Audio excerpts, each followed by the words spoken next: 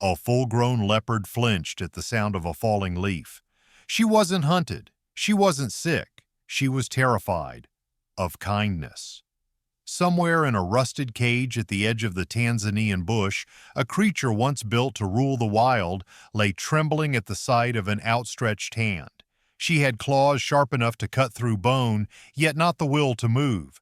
But when one woman stepped forward, wordless, motionless, the impossible began. This isn't a story about taming a predator. It's about freeing a soul, and it all starts with a whisper of trust. Let's begin. The leopard no one could save. The first time Dr. Alina Brooke heard about the leopard, she was waist-deep in paperwork, trying to get a tranquilized serval out of quarantine. It was hot, the kind of Tanzanian heat that clings to your skin like a second layer, thick with dust and tension. Her phone buzzed, twice, then a third time. The sanctuary rarely called her directly unless something was wrong. Very wrong. Unrecoverable case, the voice on the line had said. Aggression, non-responsive. Won't eat from hand, won't move, we're at the end of the road. But that wasn't what caught her attention. It was the word circus.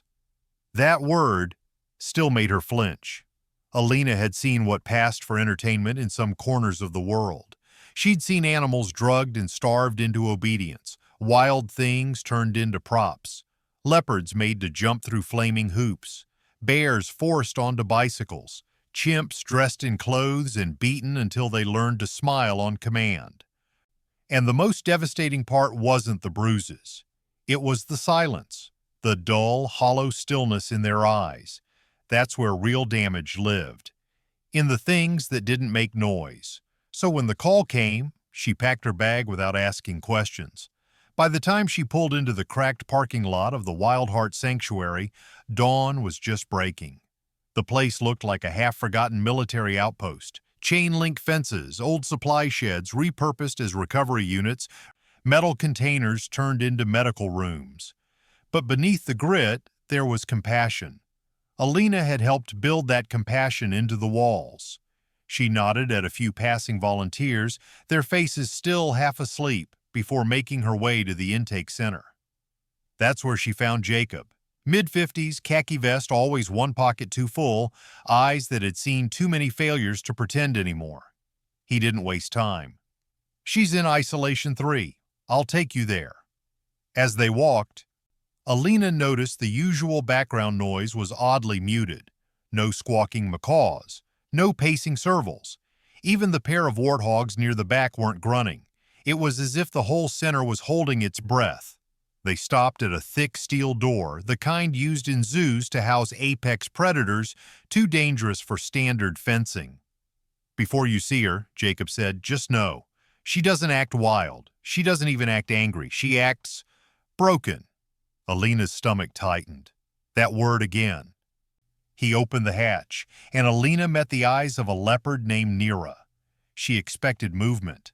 Some kind of flinch, snarl, lunge. But there was none. The leopard was curled so tightly in the back corner of the enclosure, it took a moment to distinguish her from the shadows. Her coat, though still magnificent in its pattern, deep gold brushed with obsidian rosettes, was matted, dull. Scars ran along her haunches and ribs. Her tail barely twitched. Her breathing was so shallow it almost wasn't there. But her eyes were wide open, and they looked through Alina as if she weren't even real. That was the moment Alina knew. This wasn't a behavioral case. This wasn't about aggression or control. This was about fear. Deep, chronic, soul-fracturing fear. The kind that rewires instincts. The kind that kills a creature from the inside before the outside ever gives up. She'd seen that fear before, in soldiers, in victims, even in herself, but never so vividly as in those pale green eyes. Nyra wasn't just afraid of people, she was afraid of existing. Jacob gave a quiet summary of her background. Captured at around age 2, Nyra had spent the last 4 years with an illegal traveling circus that crossed borders to evade regulation. Her days had been spent in a 6 by 6 foot trailer with no light, no stimulation, no other living being.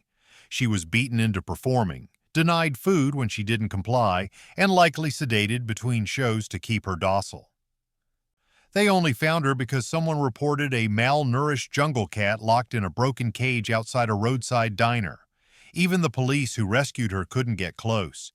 Every approach had been met with spine-rattling growls, panicked thrashing, and a desperate attempt to vanish into any available shadow, until she was finally brought here, until no one else could help. Until they called Alina, and now here she was, 6 feet from a wild leopard who had every reason to hate her, to attack her, to believe that every hand that reached out would bring pain. But Alina didn't move. She didn't speak. She simply sat down. And for a few still moments, predator and human simply breathed. This wasn't training. This wasn't therapy. Not yet. This was the beginning of something far more delicate. Trust. And trust, especially the kind born from unthinkable pain, doesn't arrive with force. It arrives like mist through a cage door. It arrives in silence. And for Dr. Alina Brooke, that silence was louder than any roar.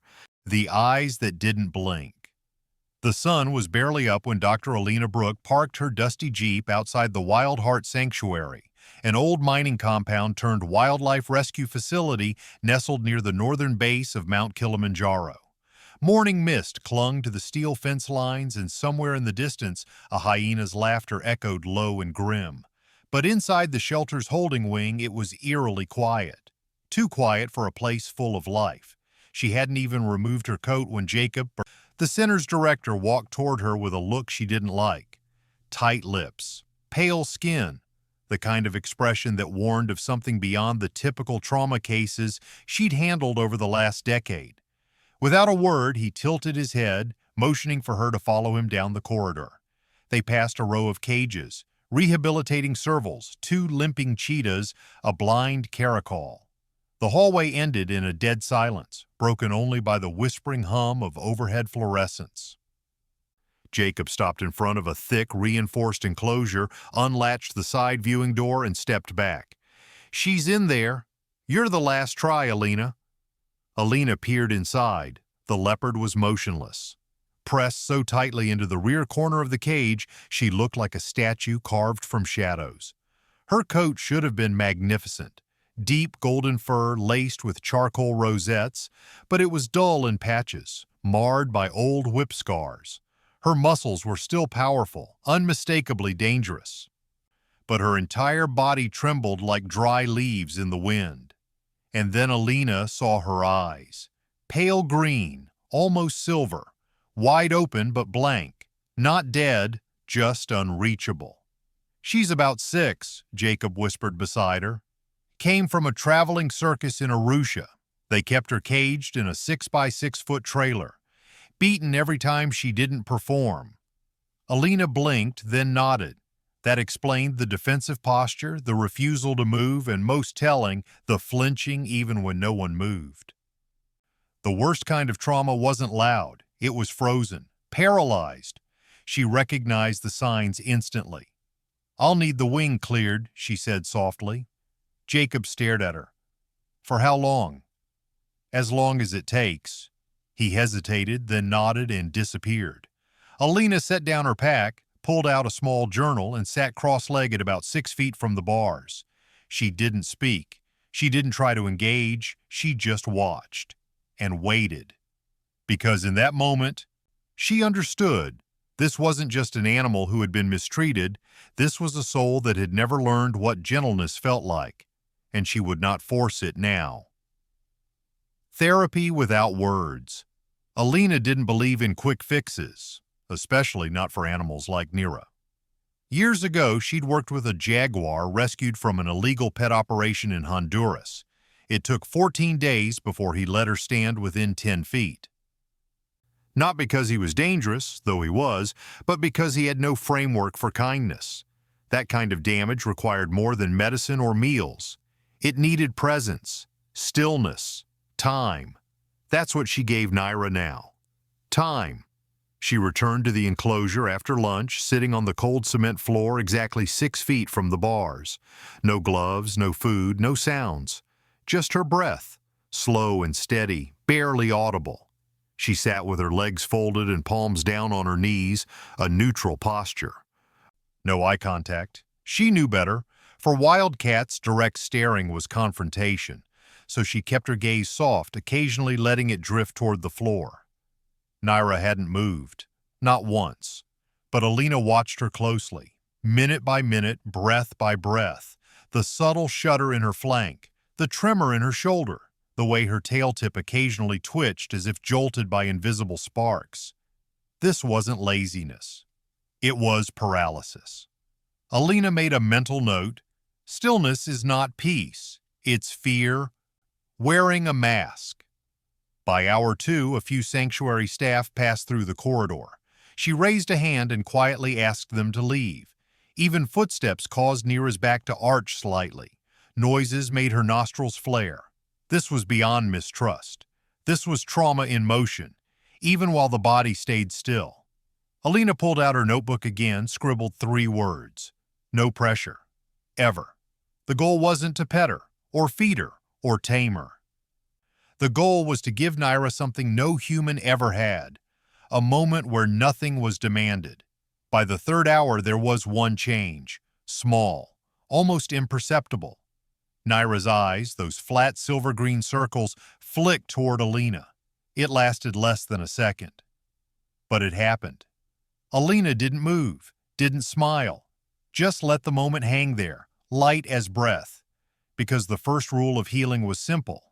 Let them come to you, and if they never do, love them from where you sit.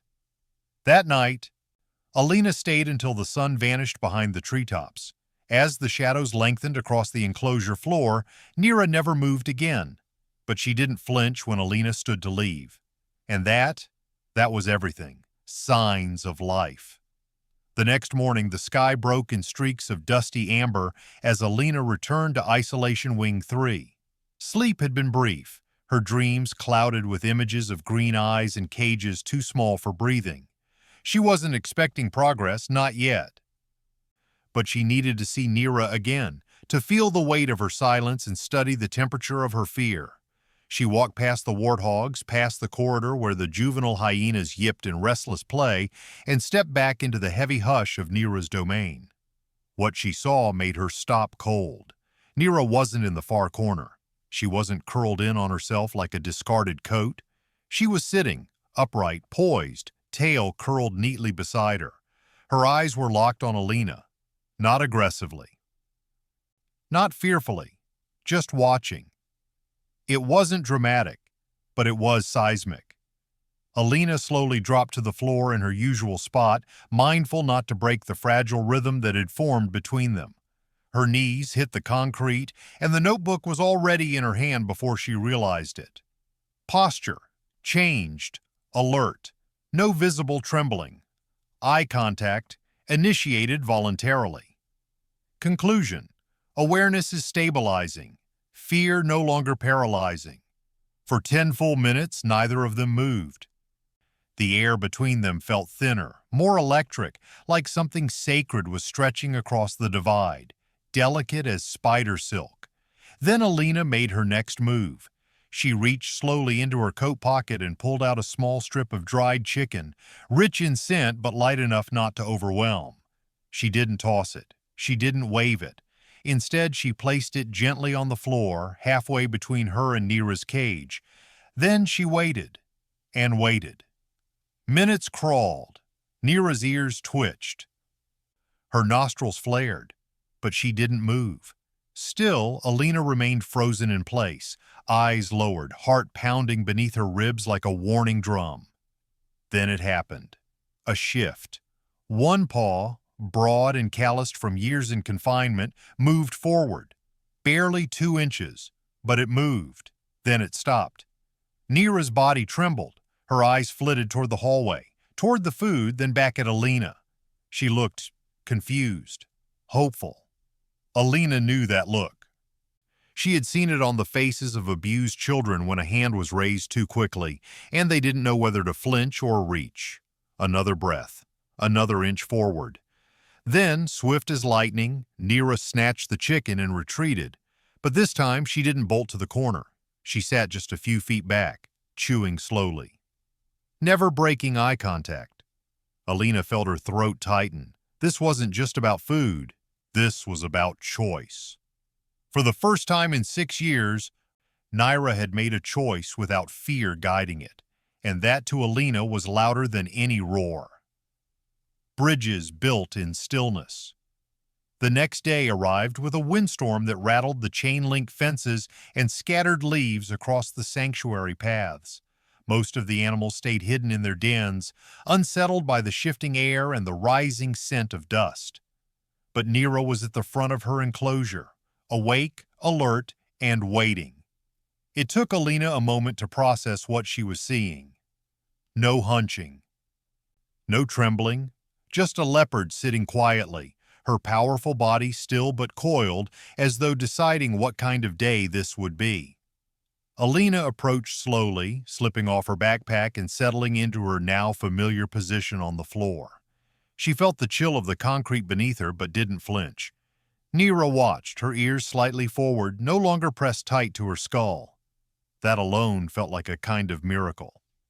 Alina reached into her coat again, pulling out a piece of fresh turkey. This time she didn't place it halfway. She held it in her open palm just outside the cage bars. A test. A question. Would Nyra take it? The wind howled outside, whistling through the cracks of the isolation wing. Somewhere far off, a lion bellowed, its roar cut short by distance and steel. Nyra didn't blink. She stared at the meat, then at Alina's hand, then back again. Her body tensed, but not in fear. Indecision. Alina didn't breathe. Her arm stayed extended, hand steady, heart climbing into her throat. And then Nyra moved. One step, another. Slow, deliberate. She stretched her neck forward, her nose twitching as the scent of raw meat reached her fully. She hesitated, her breath visible in short puffs. And then, carefully, she took it. Right from Alina's hand. There was no panic, no bolting, just one slow retreat, back into the shadows, but only halfway this time. And when she finished chewing, Nyra sat again, watching. Alina didn't move, couldn't. Emotion prickled behind her eyes. She blinked rapidly, biting the inside of her cheek to keep the tears down. You didn't cry in front of animals learning how to trust. You just let them feel steady, grounded, safe. That was all that mattered. She pulled out her notebook with one hand, scribbling as quietly as she could. Day 4. Food taken directly from hand. Response calm. Distance closed to 3F eye contact consistent. Behavioral arc upward. She underlined the final note twice. This wasn't just a good day, it was the day they crossed the invisible bridge. Not with training. Not with commands, but with stillness. And the unspoken promise that maybe, just maybe, not all hands meant pain. The first touch.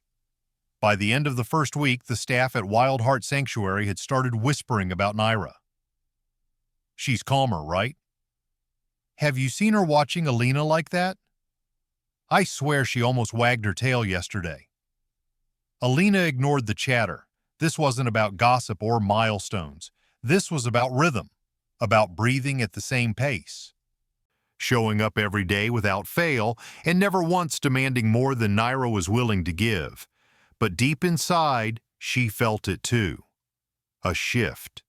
A crack forming in the armor of fear that had once wrapped the leopard like iron. That morning, Alina arrived earlier than usual. The sky was still navy blue, the first gold threads of sunlight just beginning to stretch across the horizon. Her thermos steamed in one hand, the scent of cinnamon tea drifting upward as she stepped quietly into the sanctuary's eastern wing. Nyra was already awake, not hiding, not pressed into corners. She was pacing near the front of her enclosure, tail low, eyes steady. When she saw Alina, she paused, just for a second, and tilted her head. Not fear, recognition. Alina sat, heart pounding harder than she liked to admit. She reached slowly into her bag, pulled out a piece of turkey and laid it between them again. Same spot, same distance. But this time she added something new. She turned her palm upward and kept it there, fingers open. Not coaxing, just offering. Nyra stepped forward without hesitation. She took the food but didn't retreat. She stood still, breathing heavily, her whiskers twitching. Then, so carefully it felt like the world was holding its breath, Nyra leaned in. Her nose brushed against Alina's fingertips. For a moment, neither moved. Then Nyra nudged forward again, and her cheek pressed gently into Alina's hand. It wasn't a mistake. It wasn't fear. It was a choice. Alina's fingers hovered in midair, unsure of what to do. Every instinct screamed, "Don't ruin it. Don't move too fast." But the warmth of Nyra's fur beneath her fingertips was too real to ignore. Slowly, achingly slow, she let her hand settle against the leopard's face, feeling the coarse texture of her coat, the fine vibration of breath beneath her skin. Nyra flinched, just a tick, but didn't pull away. Alina didn't push further. She didn't stroke or scratch or cuddle. She simply rested her hand there. The touch was light, respectful, and fleeting. But it happened. And when Nyra finally stepped back, she didn't go far. She sat 2 feet away, watching Alina. Her ears twitched forward. And then, her tail gave the smallest flick. Alina didn't write in her notebook that morning. She didn't need to. Some things were too sacred to summarize. Because when a creature who's known nothing but cruelty chooses to accept kindness, that's not just progress. That's the beginning of healing. Trust, one breath at a time. The next day, the clouds hung low over the sanctuary, casting a pale gray light that softened everything.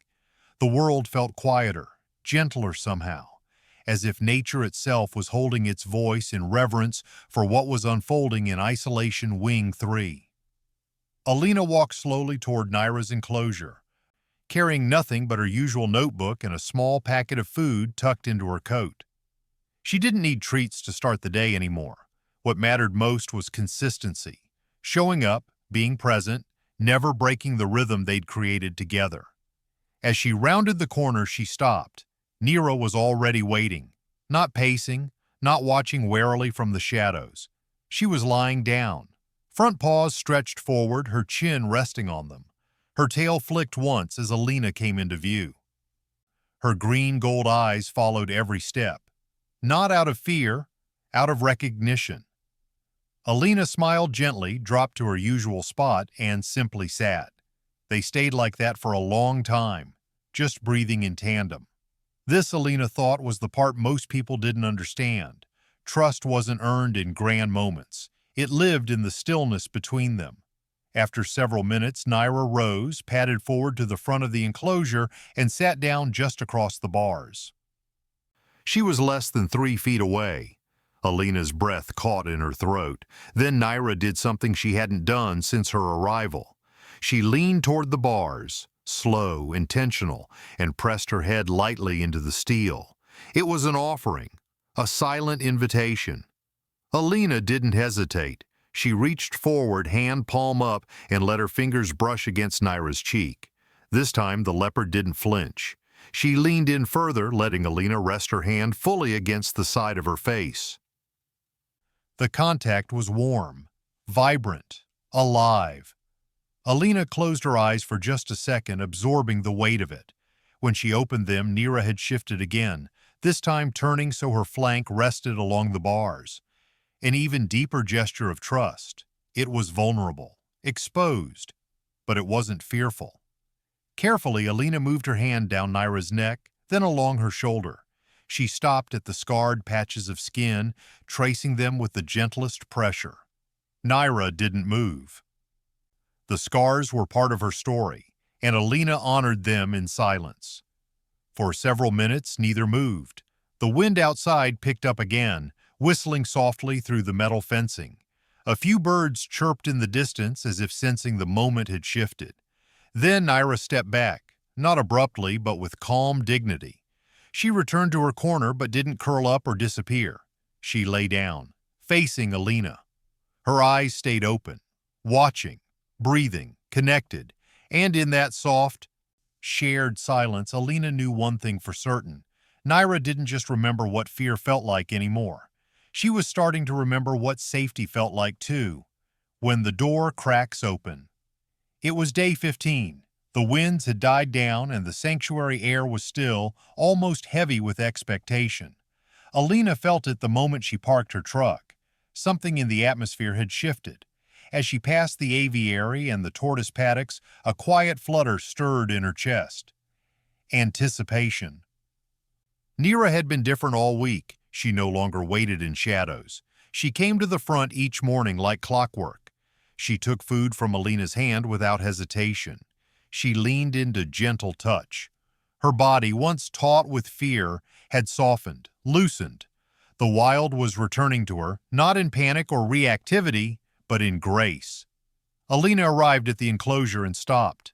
Nyra was pacing, slow, deliberate circles at the front of her cage. Not anxious, not agitated, curious.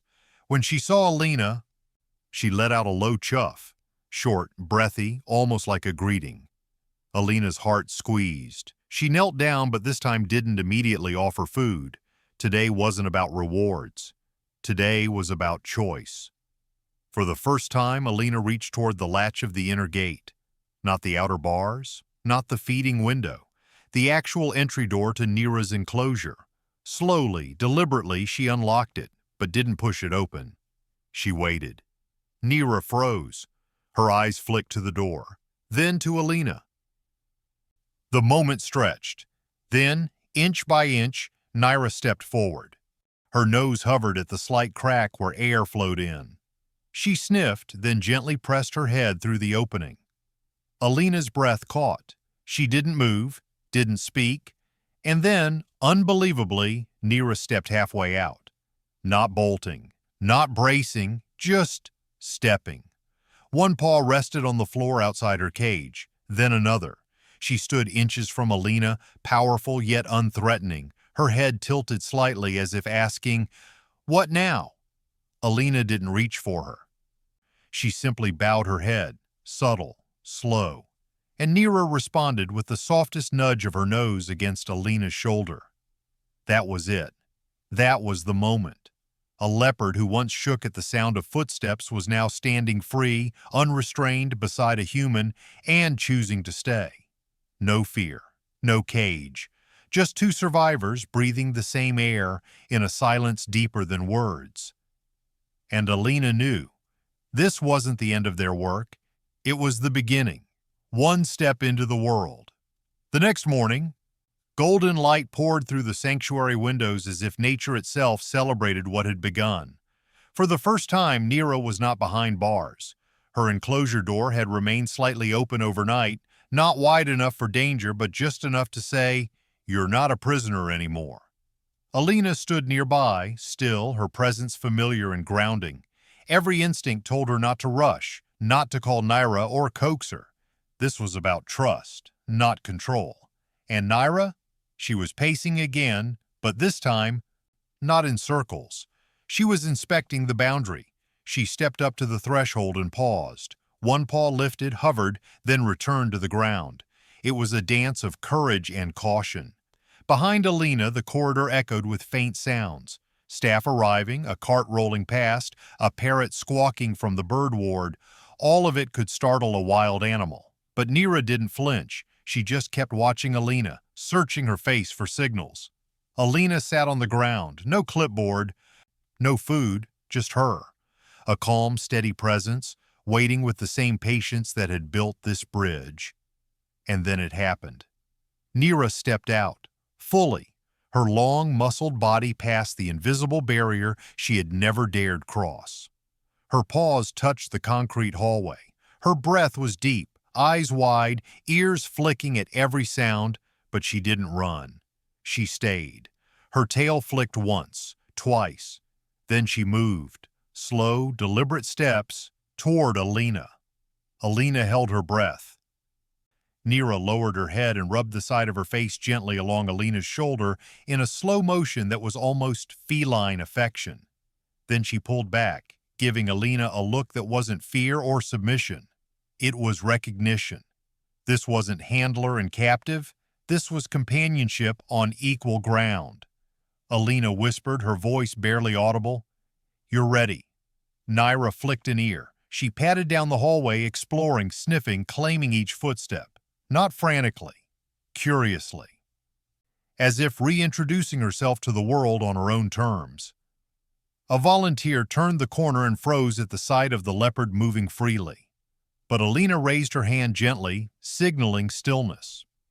Nyra glanced at the stranger, then back at Alina.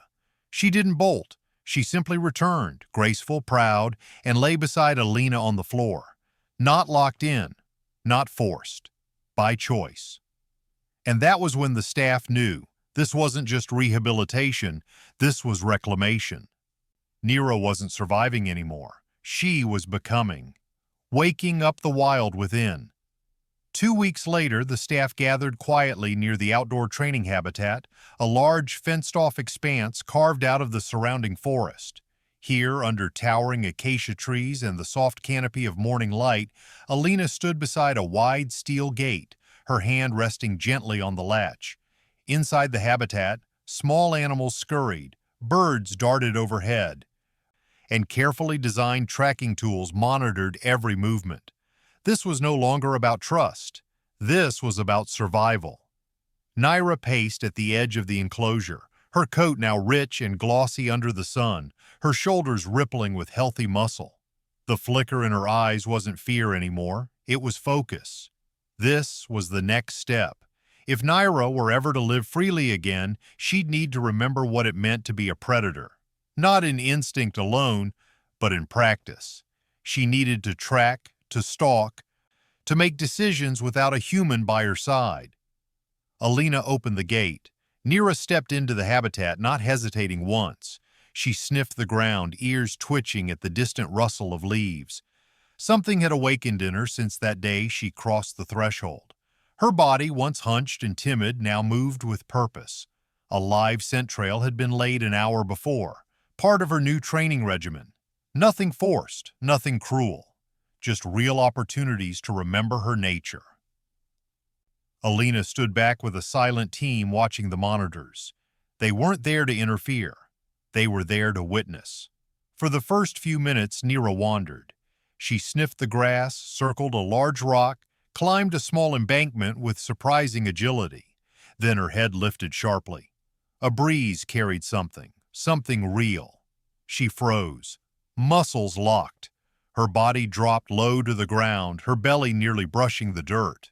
She had found the trail. The staff held their breath behind the glass. Alina didn't move, didn't speak. Nyra crept forward with astonishing silence. Each step was precise, measured. Her tail hovered, balancing. Her whiskers flared forward. Her pupils narrowed. She wasn't just remembering. She was the wild now.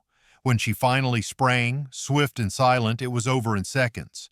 The decoy rabbit placed earlier for the simulation had been caught. Nyra didn't play with it. She didn't hesitate. She carried it with dignity to a shaded patch under a tree and lay down, proud and calm. Alina exhaled for the first time in minutes. The team didn't clap. They didn't cheer. Because they knew this wasn't a performance. It was instinct restored, built for the wild. In the days that followed, Nyra's transformation deepened. Each morning she entered the training habitat with a calm resolve, and each evening she returned stronger, physically and mentally. She navigated complex terrains, climbed high platforms, stalked moving decoys, and even showed territorial behaviors, marking trails, choosing resting spots, watching the sky for birds like she'd done in the wild long ago. Gone was the leopard who flinched at footsteps. Gone was the soul too afraid to lift her head. What stood in her place was a creature built for the savannah, muscles honed, senses razor-sharp, spirit unshaken. Alina monitored her progress through every stage, but more than that, she felt it.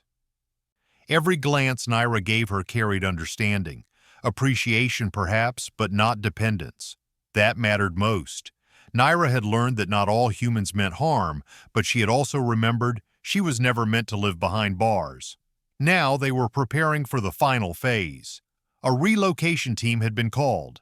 The Atoka Wildlife Reserve, an expansive protected park nearly 120 square miles wide, had been selected as Nyra's release site. Sparse human activity, rich natural prey, and an existing but sparse leopard population made it ideal. She would wear a GPS collar, lightweight, non-invasive, so her movements could be tracked from afar.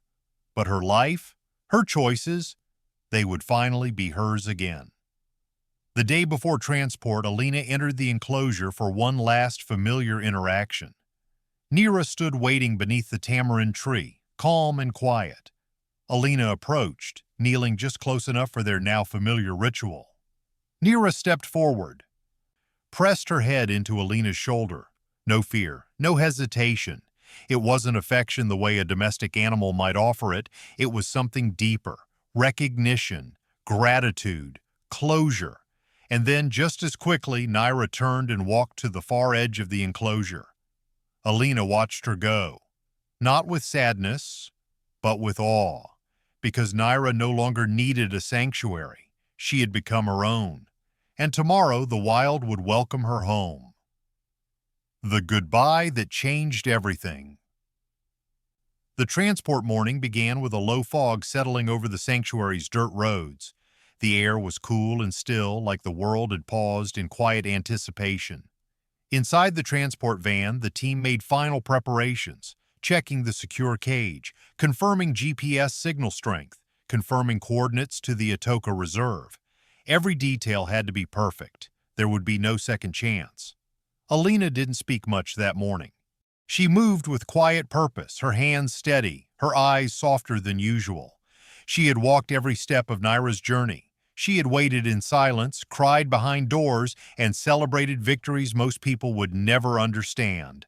And now she stood before the final chapter of it all. Nyra entered the transport cage without protest. No sedation needed, no struggle. Just a long look at Alina before stepping in. It was the kind of look that breaks and rebuilds you at the same time, full of trust, full of something primal that words don't quite reach.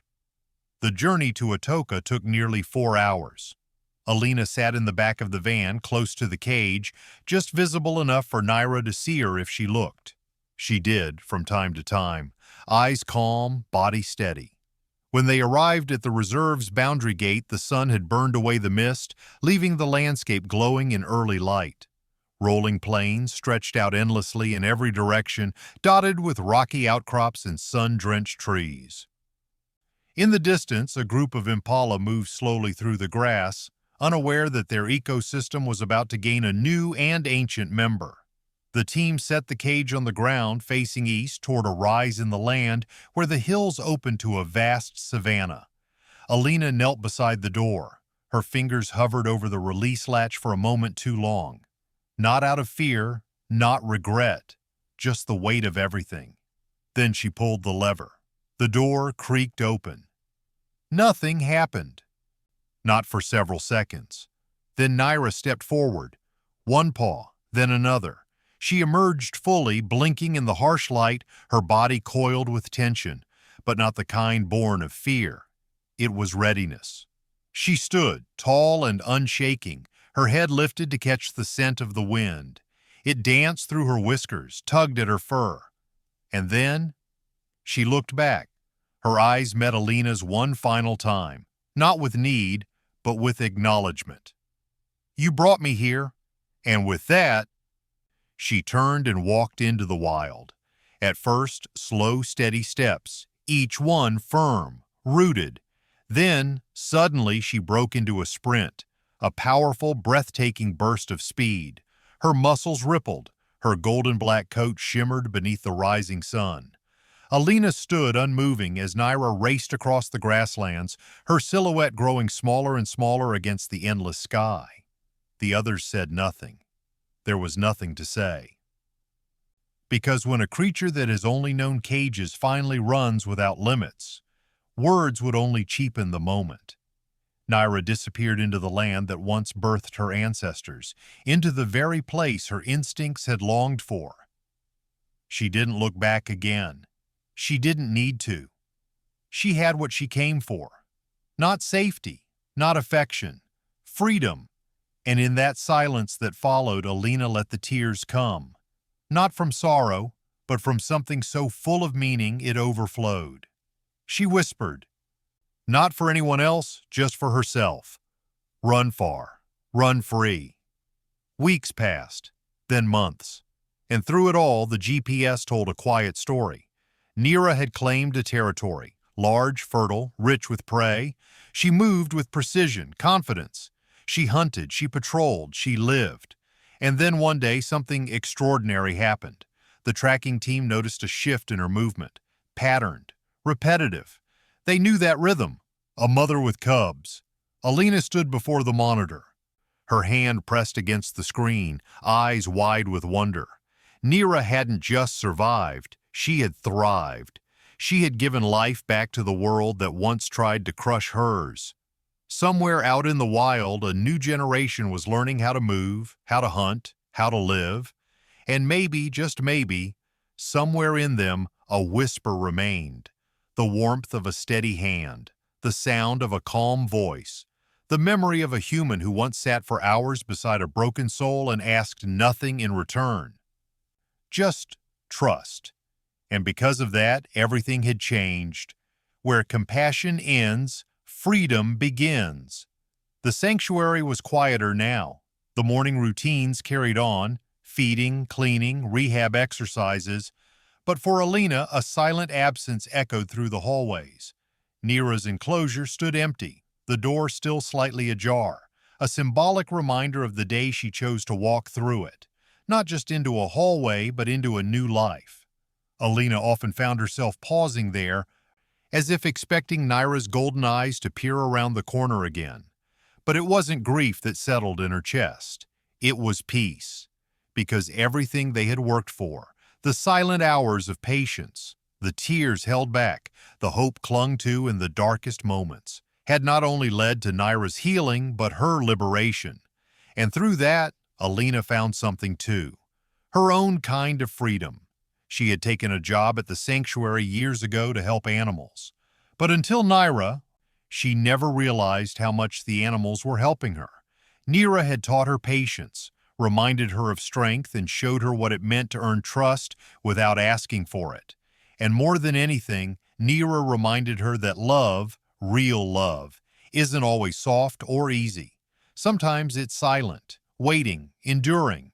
It's choosing to stay when there's no guarantee of return. It's holding your hand out to something that might bite and keeping it there anyway. Sometimes it's letting go without the promise of ever seeing them again. Alina sat at her desk one afternoon when a message came through from the Atoka monitoring team. A new ping, a fresh update. Nyra had moved again, this time deeper into the reserve. Her territory had expanded and her GPS pattern showed signs of successful hunting, regular movement, and healthy rest cycles. What made this update different, though, was the discovery of two smaller pings nearby. The collar had picked up traces of her cubs. Alina blinked back emotion, scrolling through the data. They were growing, moving more, venturing farther, learning. She stared at the screen for a long moment, then whispered, "You're doing it, girl." In those few words, an entire story lived. Nyra wasn't just a survivor anymore. She was a teacher, a mother, a provider. She had taken her pain, her fear, and, through instinct and resilience, built something new, a legacy. And that's what struck Alina most, because for all the hours she had spent sitting silently by that cage, for all the tears she'd shed when Nyra wouldn't eat, wouldn't move, wouldn't look up, she had never expected this ending. She had hoped, of course. But this was more than hope fulfilled. This was a life restored, not just patched together in a pen, but unleashed.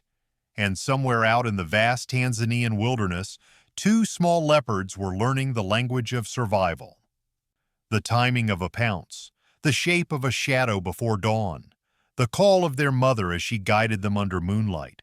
They didn't know about the cage, or the fear, or the trembling creature their mother used to be.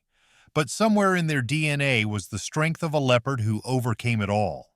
And maybe in the quiet moments when the wind stilled and the stars came out, Nyra remembered too, the human who didn't force her, who sat on a cold floor for hours, who asked nothing but offered everything, not out of pity, not out of pride, but out of the belief that even the most broken soul deserves another chance. Because sometimes all it takes to heal is someone who refuses to leave. So what does this story leave us with? Not just a tale of an animal rescued, but a reminder that fear doesn't mean failure, that healing is slow, quiet work, that trust is the most fragile and powerful thing on earth, and that freedom, real freedom, it begins the moment we stop trying to control and start choosing to understand. Whether you're working with a wild animal or navigating your own scars, remember Nyra. Remember Alina. Remember that even a creature too afraid to lift her head can one day run free under a wide-open sky. And maybe, just maybe, you'll find your own version of that field, your own wildness, your own healing. Because when compassion meets fear with patience and grace, it doesn't just change a moment.